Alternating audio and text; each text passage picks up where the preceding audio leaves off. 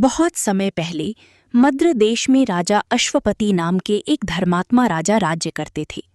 उनके पास धन, वैभव और सम्मान सब कुछ था, लेकिन संतान नहीं थी। संतान प्राप्ति के लिए उन्होंने वर्षों तक देवी सावित्री की कठोर उपासना की। राजा की तपस्या से प्रसन्न होकर देवी ने वरदान दिया कि उनके घर एक तेजस्विनी कन्या जन्म लेगी। कुछ समय बाद राजा के घर एक अत्यंत सुंदर और बुद्धिमान कन्या ने जन्म लिया। देवी के आशीर्वाद से जन्म लेने के कारण उसका नाम सावित्री रखा गया। सावित्री का विवाह। जब सावित्री बड़ी हुई तो उसका रूप और तेज इतना अद्भुत था कि कोई भी राजकुमार उसके सामने स्वयं को योग्य नहीं समझता था। तब राजा अश्वपति ने सावित्री से कहा कि वह स्वयं अपने लिए योग्य वर चुन ले।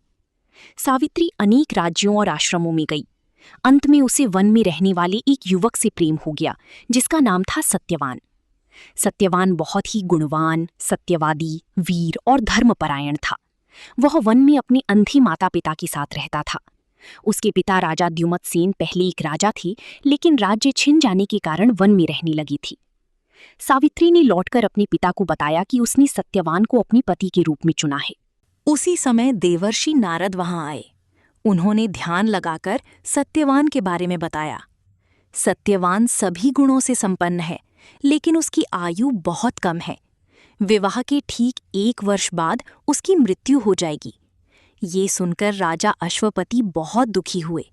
उन्होंने सावित्री से दूसरा वर चुनने को कहा, लेकिन सावित्री ने दृढ़ता से कहा, भारतीय नारी केवल एक बार पति का चयन करती है। मैंने सत्यवान को मन से अपना पति मान लिया है, इसलिए अब मैं किसी और से विवाह नहीं करूंगी। सावित्री की दृढ़ता देखकर राजा ने विवाह की अनुमति दे दी। सावित्री का विवाह सत्यवान से हो गया। विवाह के बाद वह वन में अपने सास ससुर की सेवा करने लगी। वो अत्यंत सरल जीवन जीती थी और सभी की सेवा करती थी। लेकिन उसे नारद मुनि की भविष्यवाणी याद थी। जैसे जैसे 1 वर्ष पूरा होने लगा, सावित्री चिंतित रहने लगी। जिस दिन सत्यवान की मृत्यु का समय आने वाला था, उससे 3 दिन पहले सावित्री ने कठोर व्रत और उपवास आरंभ कर दिया। निर्धारित दिन सत्यवान लकड़ियां काटने जंगल गया। सावित्री भी उसके साथ गई।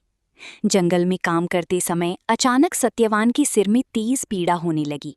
वो थककर सावित्री की गोद में लेट गया। कुछ ही क्षणों में वहां यमराज प्रकट हुए। उन्होंने सत्यवान के प्राण निकाल लिए और दक्षिण दिशा की ओर चल पड़े। सावित्री का यमराज के पीछे जाना। सावित्री भी यमराज के पीछे पीछे चलने लगी।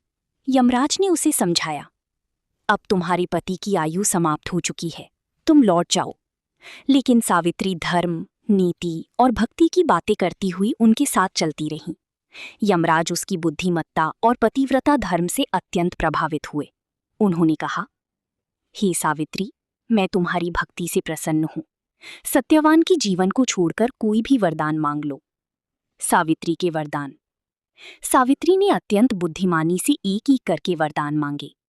पहला वरदान, उसने कहा, मेरे ससुर राजा द्युमत्सेन की आंखों की रोशनी वापस आ जाए। यमराज ने वरदान दे दिया। दूसरा वरदान, सावित्री बोली, मेरे ससुर को उनका खोया हुआ राज्य वापस मिल जाए। यमराज ने